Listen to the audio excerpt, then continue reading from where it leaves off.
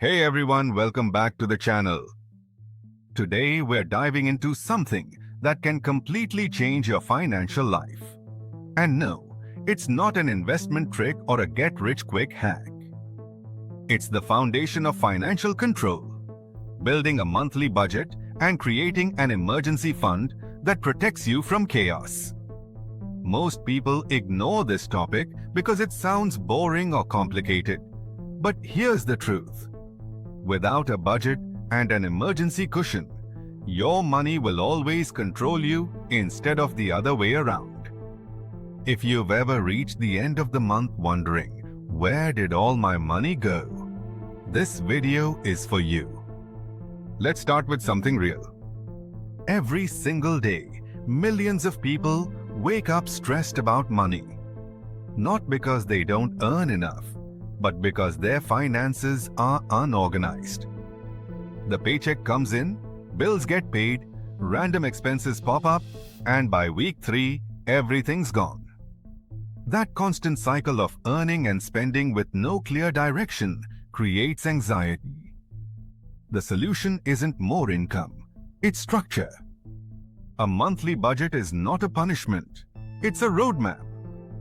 A good emergency fund isn't a luxury. It's your safety net when life punches you in the face. And trust me, it will. So what does it mean to build a budget that actually works in real life? Most people think budgeting means cutting out coffee, never eating out, and tracking every cent like an accountant. But the truth is, budgeting is just about awareness and priorities. It's about telling your money where to go instead of wondering where it went. When you give every dollar a purpose, suddenly you feel more in control. You stop reacting and start deciding. Step 1 in building your monthly budget is to understand exactly what comes in and what goes out. That means listing your total monthly income after taxes, the real number that lands in your account, and comparing it to your actual spending. Not what you think you spend, but what you really do. Track your spending for one full month. Use a notebook, a notes app, or a simple budgeting tool. Write down every dollar. The rent, bills, gas, coffee, subscriptions, online shopping, and those random snacks that seem small but add up. Most people are shocked when they realize how much of their income leaks through tiny daily habits. Once you have that list, classify your expenses into 2 categories, needs and wants. Needs are the essentials: food, shelter, transportation, utilities, insurance, and anything you need to live and make money. Wants are the things that improve your lifestyle but aren't required: dining out, entertainment, new clothes, tech gadgets, streaming subscriptions. When you look at your list through that lens, you'll start to see patterns. Maybe your grocery bill is reasonable, but your deliveries are out of control. Maybe your rent eats half your paycheck, meaning you're living above your means. A budget shines a light on the habits quietly holding you back. Now, you've probably heard of the 50-30-20 rule, and it's popular for a reason. It's simple and flexible. The idea is that you allocate 50% of your income to needs, 30% to wants, and 20% to savings or debt repayment. It's not magic, but it's a great starting point. Let's say you make $2,000 a month.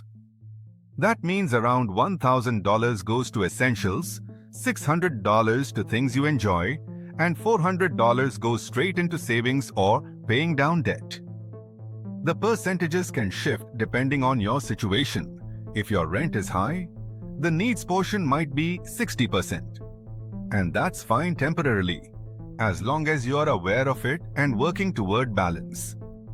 The biggest mistake people make when building a budget is focusing only on numbers and forgetting mindset. Budgeting isn't meant to make you feel deprived, it's meant to give you freedom. When you know exactly how much money you can spend guilt-free, you remove the constant background stress of can I afford this? Or what if something happens? A good budget builds confidence.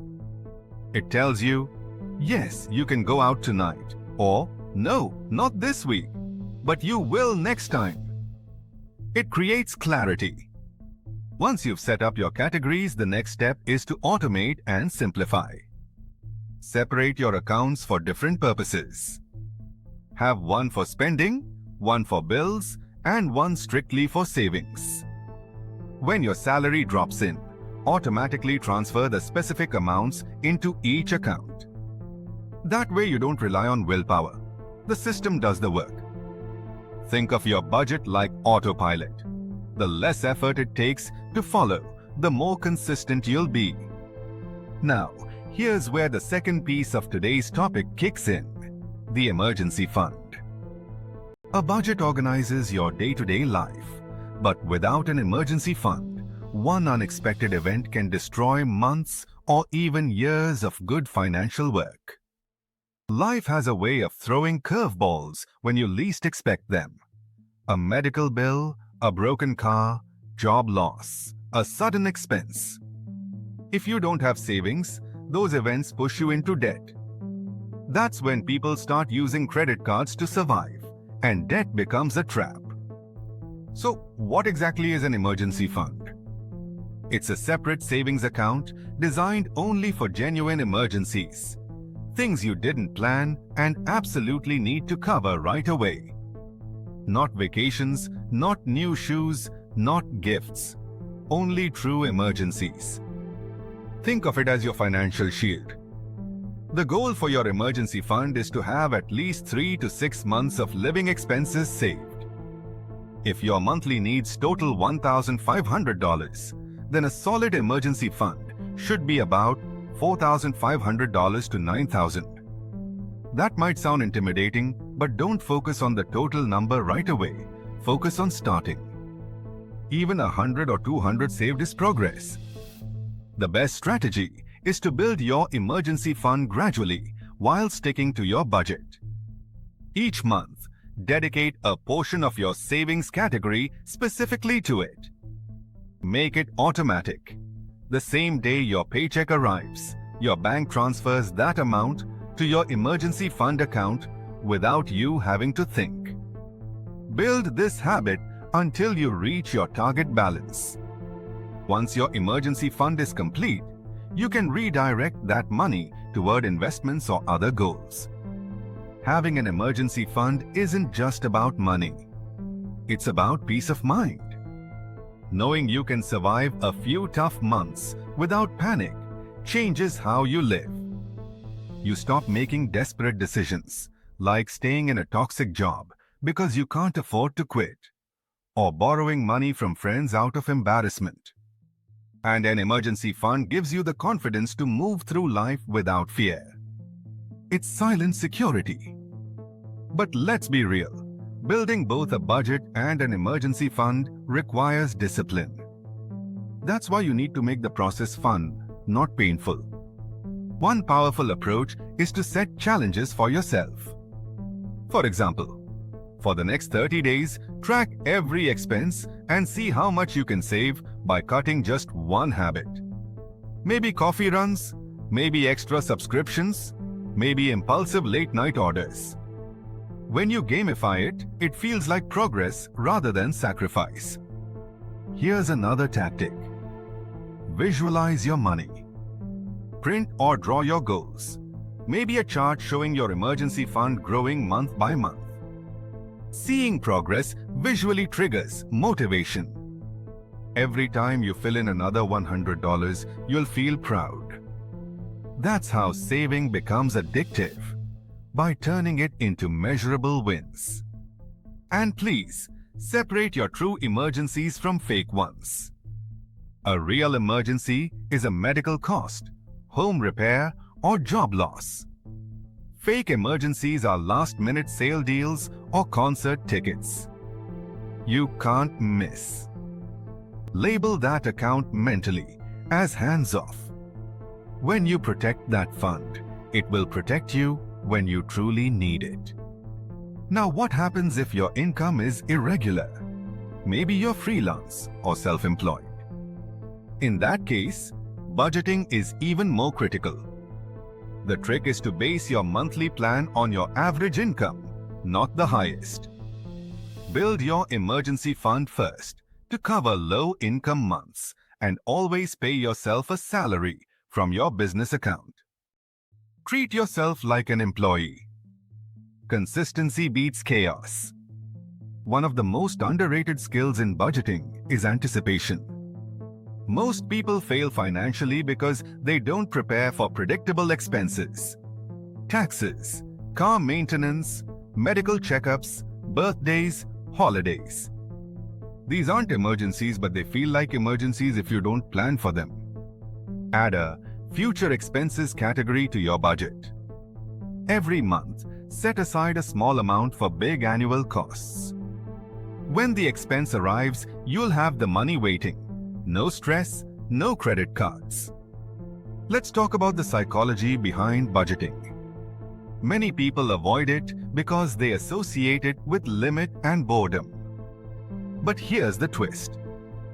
A budget isn't about saying no. It's about choosing yes to the right things.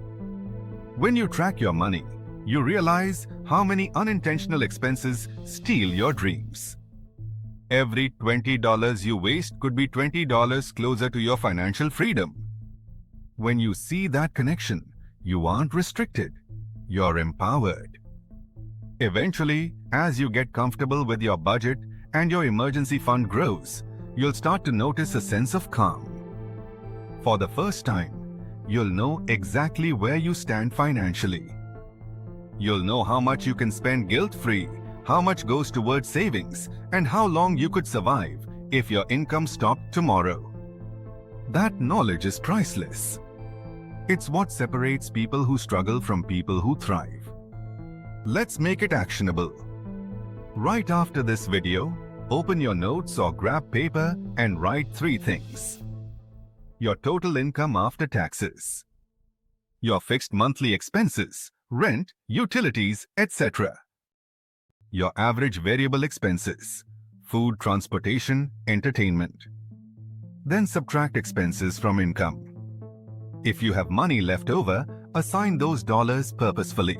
Savings, debt payoff, or building your emergency fund. If you're short, identify where to trim. Subscriptions you don't use, unnecessary spending, or negotiating a lower bill. The first month might feel messy, but clarity grows fast once you start. Here's a mindset shift that will keep you consistent. Think in terms of systems, not willpower. Don't rely on reminding yourself every week to save. Automate it. Don't trust yourself not to overspend. Set limits and separate accounts. Don't say, "I'll remember to budget." Schedule a fixed 30-minute money date each month to review your numbers. Systems succeed when emotions fail. It's also helpful to reward yourself when you hit milestones. When you save your first $500 in your emergency fund, treat yourself responsibly to something small but meaningful. You're training your brain that financial discipline equals pleasure, not pain. One last point, remember that personal finance is personal. There's no one-size-fits-all rule. What matters is building a structure that reflects your priorities. If travel is your happiness, include it in your wants category without guilt. Just budget for it. If paying off debt gives you peace, put more toward that. Your budget should fit your life, not the other way around. At the end of the day, budgeting and building an emergency fund aren't about math. They're about mindset, consistency, and protection. You're building habits that will last a lifetime. Money management is the foundation of wealth. Without control, income means nothing. So start now. Track your spending, separate your accounts, create automatic transfers, and commit to saving something every month, no matter how small. Over time, These small, consistent actions will compound into financial confidence and stability. If you found this video helpful, make sure to like it, subscribe, and share it with someone who needs a little push toward getting their money in order. And in the comments, tell me, how much are you planning to save this month toward your emergency fund? Let's keep each other accountable. Remember, you don't have to be rich to build stability. You just have to be organized. Your financial peace starts with a single decision: to take control. And today is the day to make that decision.